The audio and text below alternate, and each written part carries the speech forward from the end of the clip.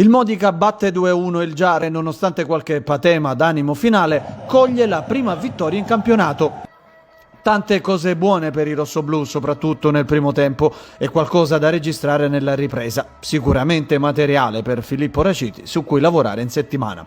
Il tecnico rossoblù conferma in porta Romano, difesa a 3, con il giovane Nicolò Brugaletta per l'infortunato Mallia, Insidis e Simone Brugaletta. Sulle corsie esterne Cappello e Asero. Maimone, Floro Valenza e Sessa a centrocampo, coppia d'attacco tutta palermitana formata da Savasta e Bonanno, preferito a Belluso.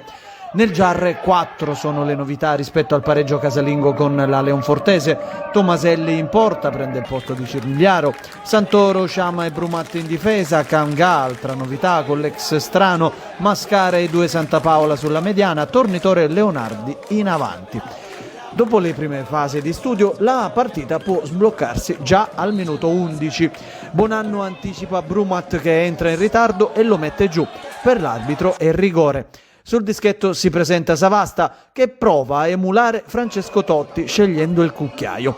Tomaselli però rimane fermo e fa fare una magra figura all'ex attaccante del Gela, che comunque avrà modo di rifarsi poco dopo. Passano 3 minuti e il Modica è avanti. Calcio d'angolo perfetto pennellato da Maimone e incornata vincente del capitano Floro Valenza che mette dentro il gol del vantaggio. Bonanno continua a svariare a tutto campo e si rende pericolosa al 23esimo, stop e rovesciata, bella stilisticamente ma non tale da impensierire il giovane portiere giarrese. Al 37esimo Maimone continua a dipingere calcio sulla sua tela e lascia partire un cross perfetto per la testa di Savasta che scaccia i fantasmi del rigore sbagliato e si riprende l'abbraccio del suo pubblico. Al 40esimo ancora il solito Maimone serve Bonanno che sfiora il gol che sarebbe stato della sicurezza.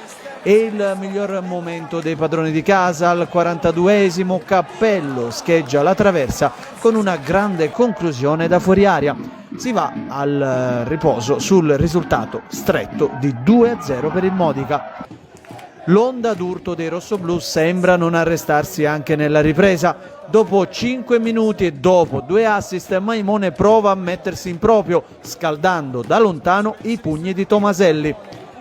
Sul proseguo dell'azione è Savasta a colpire un palo clamoroso a portiere battuto.